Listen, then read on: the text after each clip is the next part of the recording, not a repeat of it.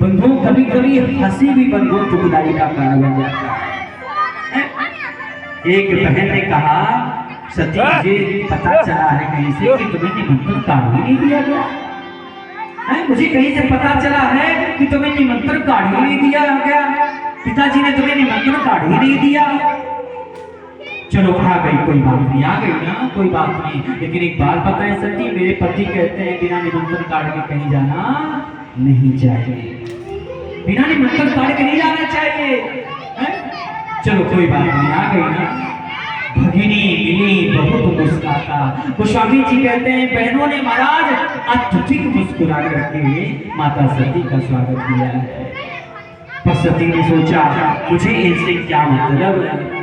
अरे मायके में सबसे ज्यादा अगर किसी का महत्व होता है बंधुओं तो केवल माँ का होता है। पिता से भी ज्यादा महत्व अगर किसी का होता है तो माँ का होता है, क्योंकि माँ से ही तो मायका बनता है। माँ नहीं तो मायका नहीं महाराज।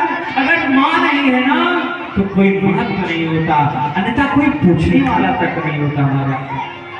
केवल औपचारिकता निभाई जाती है बंधु।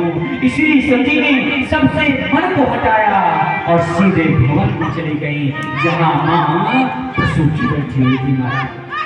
माता प्रसूति के कक्ष में चली गई महाराज।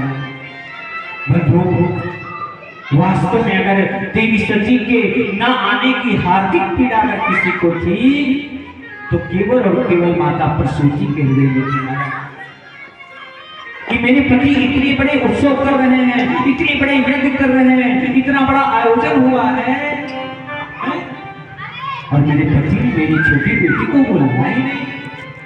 आज प्रसूति मैया कक्ष में अकेले बैठी हुई है, दुखी होकर के बैठी हुई है, बहुत दुखी होकर के बैठी हुई है।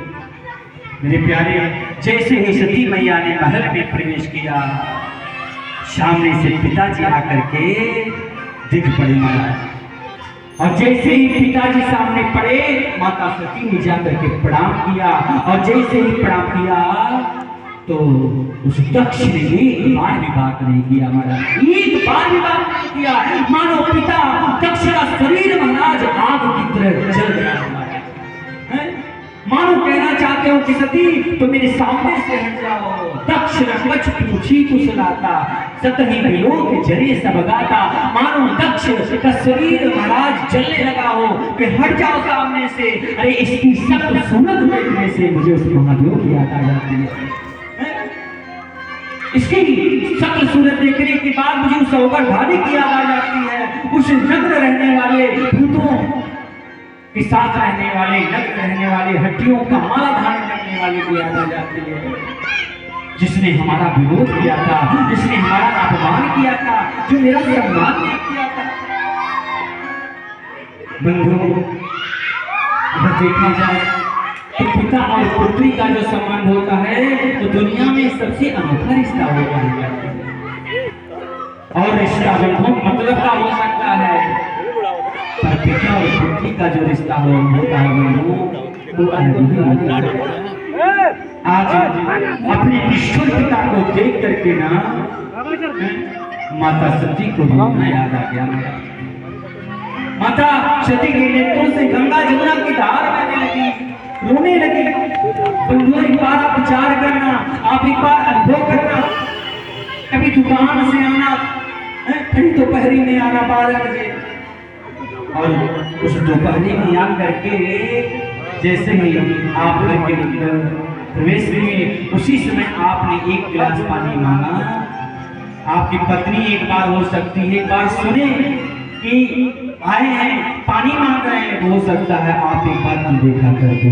बेटा भी एक बार अनदेखा कर देगा, कोई बात नहीं, जाकर के ले लेंगे। लेकिन जैसे ही बेटे को पता चलेगा कि भरी दोपहरी में मेरे पिताजी आए हुए हैं, एक गिलास पानी की याचना किए हैं, दौड़ करके जाएगी 100 कार्यों को छोड़ करके और तुरंत ले जाकर के अपने पिता को गिलास पानी देगी। लेकिन आज उस पिता ने बंधु एक बार भी बात नहीं किया। अरे पिता चाहे जैसा निष्ठुर हो जाए, अपनी बेटी के विवाह में बंधु रोता ही है, चिल्लाता ही है। एक बार दक्ष ने बंधु गले लगा करके माता सती को महाराज आशीर्वचन तक नहीं बोला। जो बेटी अपने पिता के लिए इतना बड़ा त्याग कर सकती है, आज उसी बेटी से बंधु पिता के लिए एक बार भी दक्षिणी बात नहीं किया महाराज।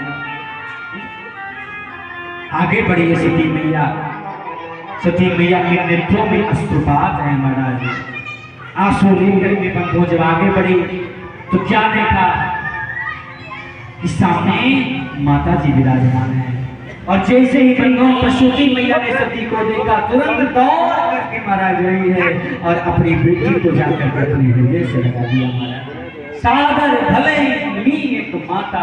गोस्वामी जी कहते हैं कोई किसी ने भी स्वागत नहीं किया माता सती का, अगर किसी ने किया तो केवल और केवल मां ने किया महाराज, मां ने किया।